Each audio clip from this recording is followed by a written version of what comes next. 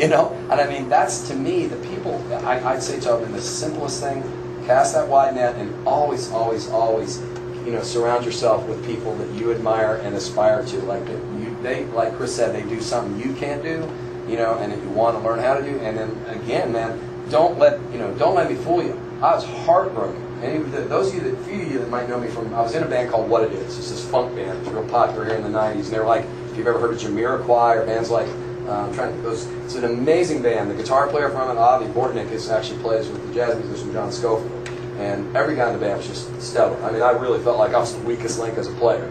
And yet in that band, people always told us, like, oh man, we really like Tom as your drummer and stuff. Well, our lead singer got with the producer and said, they kept, when we were out in California, and they're like, I just don't like the way Tom plays. Tom's too fusiony, because and he was right. I didn't know the repertoire. I didn't really know Curtis Mayfield like down deep, Jeff would have been the drummer for that band. You kill that gig, and that's the thing. But as Chris said, it was a beautiful thing to happen to me. It hurt like hell. Pardon me, my language, but it did.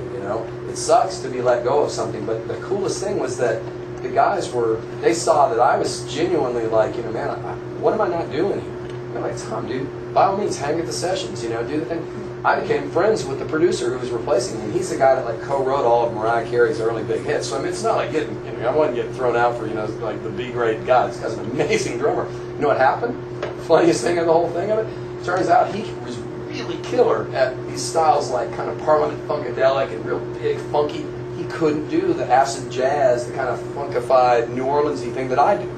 And I wasn't even that into that at that time, but I already had that little niche. And so they were like, man, guys, Tom you should put Tom on these other 5 tracks.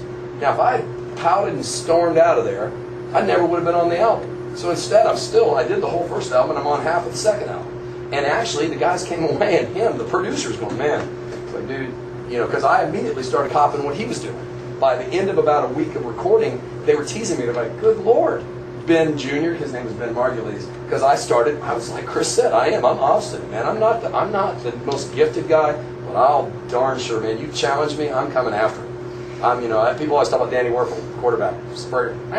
Not much quarterback at anything, but boy, put him on the field in the game, he'll rip you up, he's an assassin, but he'll help you up in the end game. Nice to meet you. I'd like to be like that. You look at Tim Tebow, you look at people like that, you hope you can be in some small way, you look at that guy, like, good Lord, man, are you for real?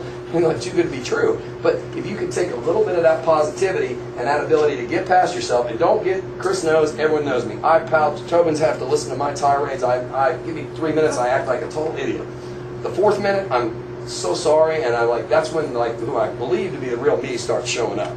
Okay, and I know most adults can attest. We've all been there in some capacity. I look at Tobin; he's the most patient guy I've ever met. I'm just like, dude, you're a saint. That's the thing. That, again, it's a skill. It's a learning skill. Just like you're asking about music and about doing this, if you want to be a professional musician, you got to do the homework. You got to do this. If you're not doing your research, if I honestly throw out a bunch of names, if you're saying I want to be a professional working musician, meaning I want to derive my income from being a player, I'm going to get a lot less touchy-feely. This ain't going to be for the parents or anything. It's going to be a lot more of better get ready. Because it's competitive. You're up against me. You're up against him. We're coming to get you. It's just like working as a doctor. You want to go to med school? You better be the best. Or guess what? You're going to get relegated to the secondary ranks. You might do, and that's cold-blooded, guys. But there's a lot of positives. But there's a big difference of the love of music and the commerce of music. Music is a ruthless, ruthless business. I mean, there's no 2 ways about it. Tell you watch VH1 behind the music. Every story. But that doesn't mean it has to be in terms of your personal. They can't take that from you. Your music is your music. Just understand that if you want to make a living with it, that's kind of the unsavory part of it. Thompson quote. Yeah, what was it? Music is some sort of corridor with corpses of many good men laying bloodied on the side of the walls. There's also a downside. Yeah, exactly. My road manager has that quote on the bottom of when he sends us emails. It's got that exact quote, and it is the truth. The business side of it, but the beauty of it is too for all the every one of us that plays. Man, when you play at your church, when you play with your friends, you play that gig on the weekends, you do, and man, you see people dancing and loving what you're doing. Ain't no manager, nobody can take that from you. And I never buy the, like you say Tobin started that by saying just a guy here in Gainesville. Well, I'm still just a guy here in Gainesville tomorrow. I don't know. I may go to Tallahassee tonight for my gig, And I really don't know. I have no control. Bucky may have woken up this morning and gone, I want a new drummer.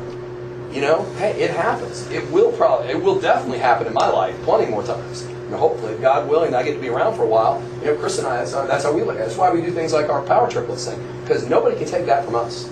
You know, Chris knows I dig his music and what he makes, and he lets me be Tom. I just get to be goofy and crazy with it. So. Well, I know you got to get. Yeah, I know. I can shut up. But whatever final words you might have, and maybe we can you leave that CD with me? Oh, of course, yeah. Okay. Chris, do you mind? We'll play that do you mind if I leave wrap it? up and stuff? Yeah. All right. Cool. I just know him. He's like got 18 mixes still to come. We definitely expect to have Tom back, do more stuff like this in the future. I hope that you come back. Please tell everybody in Gainesville that we're here to see your profession. Nobody's doing anything like this for drummers in our area. This is the only place that's doing it, and it's not going to continue to grow and prosper unless you guys support it. This happened today because of things that Tom's done, things that I've done, things that even Jeff has done, who's been in Gainesville for a long time playing drums. Not necessarily in the business that we're doing, but you know, just everyday people doing their part. Tom, I'll let you wrap up. Yeah, I would just the same thing. One thing, just I know I've spoken to Tobin. I've talked to some. One of the things that I'm trying to do is to Chris, myself, a lot of our professional friends. I'm hoping to do anytime in the future. I mean, you've heard enough out of me. I'd like to do some joint things with people that I know you guys would probably just flip to see.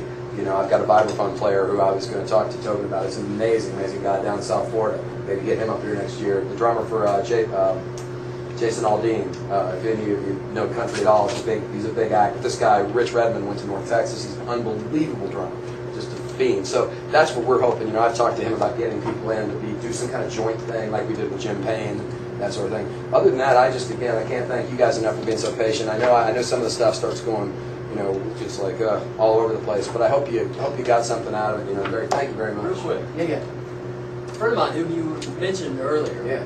Eric Bingham, Yeah. he called and said he wants you to do Devil Went Down to Georgia. Gosh.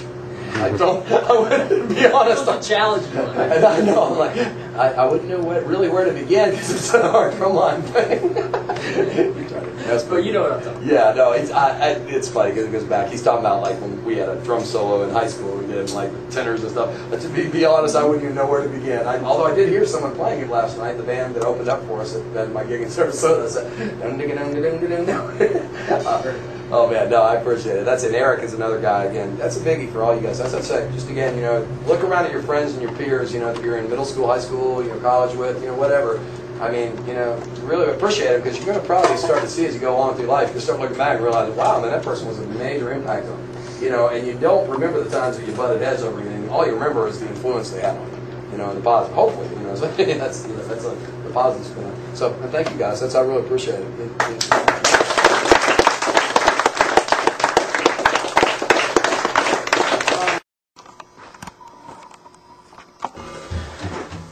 Alright, Casey. Alright. Which drum is your snare drum? Which drum's your tom-tom? Your high tom-tom? Which one's your low tom-tom? Where's your bass drum?